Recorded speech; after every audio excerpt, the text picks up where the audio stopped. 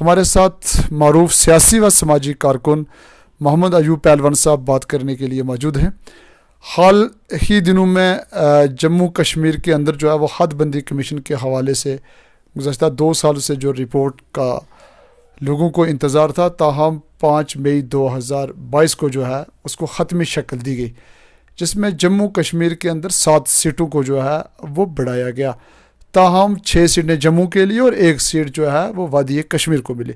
इसी के हवाले से बातचीत करना चाहेंगे। मुतअद्दिद नई जो असम्बली हल्का बनाए गए, बड़ी तोड़ फोड़ हुई, बड़ी कांट छांट की गई, कुछ के नाम तब्दील किए गए और उसी के साथ साथ एक बड़े तबके को जो है वो महरूम भी किया गया सियासी हकूक़ के साथ, और दूसरे को जो है वो कोई 9 के करीब सीटें जो है वो आने वाले असम्बली इंतखाबात के लिए जो है वो मखसूस की गई।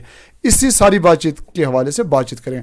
पहलवान साहब खैर मकदम है आपका खबर उर्दू में। शुक्रिया बिशात साहब, आपने जो कीमती वक्त लेकर मेरे पास आए और मुझसे एक बड़े ज़िम्मेदार घराने से मैं ताल्लुक़ रखता हूँ और हिंदुस्तान का एक स्पोर्ट्समैन भी रहा हूँ इंटरनेशनल, तो आपने मुझे से राय लिया और मुझे पूछने का आपका बहुत बहुत शुक्रिया।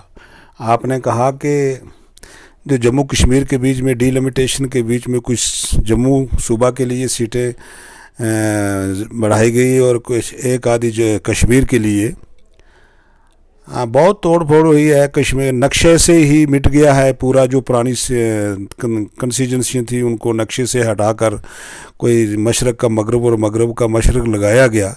लेकिन जब जो हुकूमत आती है वो अपनी मर्ज़ी से करती है और वो उनके अपने मफाज के लिए चीज़ें होती हैं। हम तो इसका खैर मकदम करते हैं कि शुक्रिया अदा करते हैं सेंट्रल गवर्नमेंट का कि इन्होंने कम से कम इतनी सीटें बढ़ाई और काफ़ी सारे लोगों को मौका मिलेगा इलेक्शन लड़ने का और नए नए चेहरे यहाँ पर आएंगे।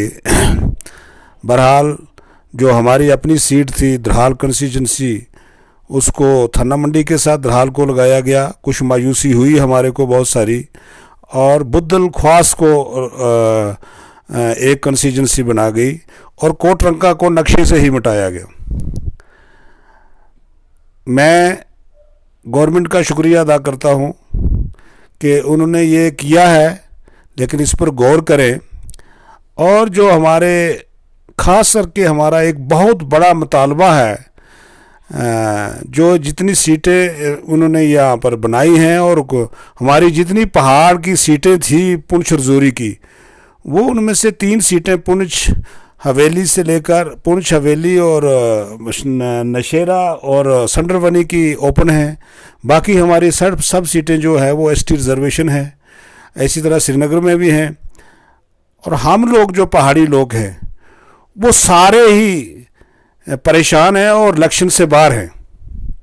मैं सेंट्रल गवर्नमेंट से अर्ज़ करूंगा, गुजारिश करूंगा, जैसे हमारे लोगों ने उम्मीद रखी है और उम्मीद बनाकर बैठे हम, जैसे उन्होंने ये गौर किया है और ख़ास करके बराबरी की है अपने जम्मू सूबा की और कश्मीर सूबा की बराबरी की है सीटों की, इसी तरह हमारे तबके को भी SC/ST स्टेटस के लिए बराबरी देंगे, ताकि हमारे लोगों को लड़ने का मौका भी मिलेगा और इलेक्शन में वोट डालने का मौका भी मिले और इलेक्शन लड़ने का भी मौका मिले। मुझे यकीन है, उम्मीद करता हूँ इस वक्त की वक्ती हुकूमत से, और कुछ विश्वास भी दिलवाए गए हैं जो हमने स्ट्रगल की है, मेहनत की है, हमारे दरीना मांग है 27, 35, 40 साल से कि हमारे को ST स्टेटस जल्द से जल्द दिया जाए। जैसे डिलिमिटेशन का किया गया है, ऐसे ST स्टेटस का भी अनाउंसमेंट जल्दी से जल्दी किया जाए, ताकि हम लोग अपनी एक स्ट्रेटजी बना सकें, अपना तरीक़ाकार बना सकें कि हमने कितने से बढ़ चढ़ कर किस जो आदमी हमारे को, जो तंजीम हमारे को ये ST स्टेटस देगी, हमारे बच्चों के लिए सोचेगी, ताकि उनको हम वोट दिलाने के लिए बढ़ चढ़ के कोशिश करें और उनको वोट दिला सकें।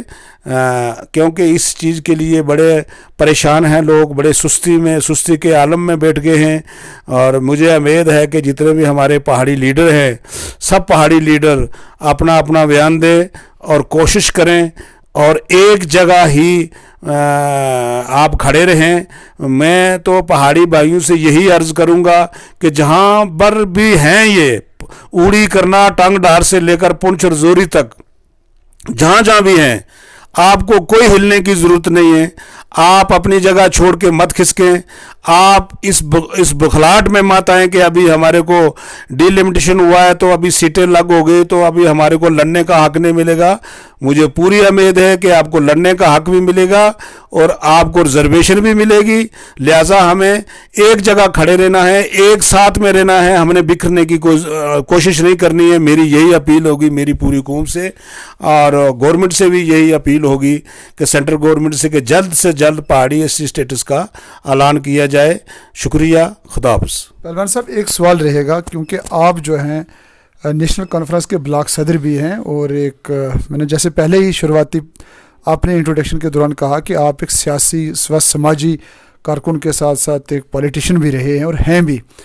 जम्मू कश्मीर के अंदर रीऑर्गेनाइजेशन एक्ट 2019 के बाद पहली बार जो है ये 7 सीटें जो हैं ये बढ़ाई गई हैं। उसी के साथ साथ रजौरी पुंछ में जैसा आपने पहले जिक्र किया कि 7 सीटों में से 5 सीटें जो हैं वो एसटी के लिए जो है वो रिज़र्व की गई हैं। और एक बड़ा तबका जो है वो अभी तक इलेक्शन जैसी सहूलियात से अपने राइट्स जो हैं उसके हकूक़ जो हैं उससे वो महरूम हो चुका है इस वक्त तक। अगर आने वाले दिनों के अंदर जैसे ही हदबंदी कमीशन ने अपनी हतमी रिपोर्ट पेश कर दी है मरकज़ को, उसी के साथ आने वाले दिनों में इलेक्शन कमीशन ऑफ इंडिया जो है वो जम्मू कश्मीर का दौरा भी करने आ रहा है। जैसे कि हमारे यूनियन होम मिनिस्टर ने ये कहा है कि तमाम पॉलिटिकल पार्टीज़ के साथ बातचीत होगी और उसके बाद जम्मू कश्मीर में दिसंबर तक उम्मीद है कि इंतखाब होंगे। अगर भारतीय जनता पार्टी पहाड़ी तबका के साथ जो है वो इंसाफ नहीं करती है तो इलेक्शन में इसके नताइज क्या होंगे उसके बाद?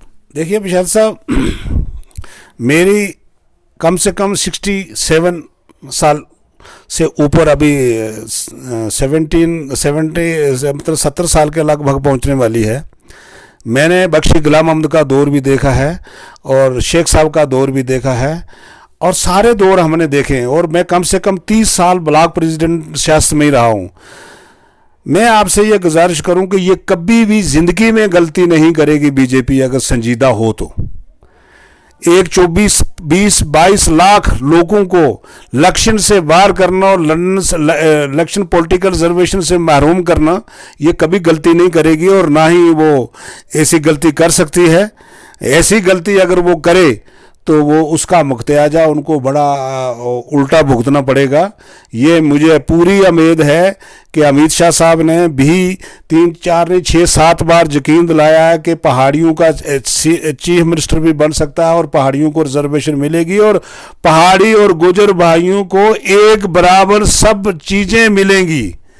ये उसका कहना है। 150 करोड़ आदमी का एक होम मिनिस्टर है और उनका ये कहना है और ये कभी गलती नहीं करेंगे। मुझे नहीं लगता है कि ये जो लोग, देखिए ये बाकी तंजीमों के लोग जो हैं वो उकसा रहे हैं लोगों को। मैं नेशनल कॉन्फ्रेंस में हूं, आप मुझे भी कह रहे हैं कि आपने गलती कर दी वहां भांगड़ा खेल कर, डांस करके। अरे भाई, हम अपनी कौम के लिए, अपनी बिरादरी के लिए, अपने बच्चों के लिए किसी भी हद तक जाने के लिए तैयार हैं, किसी भी हद तक जाने के लिए तैयार हैं। ये कोई बड़ी बात नहीं है कि आप अपनी तंजीमों में बैठकर, लोग जो क्या डर है वो अपने अपनी तंजीमों में बैठकर अपना अपना हक, फंडामेंटल राइट है हमारा, हम अपना हक मांग सकते हैं।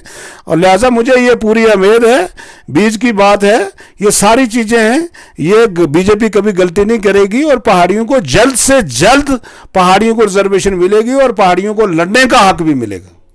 पहलवान साहब, बहुत बहुत शुक्रिया, आपने अपना कीमती वक्त जो हमें दिया इसके लिए बहुत बहुत शुक्रिया। अस्सलाम वालेकुम, जय हिंद।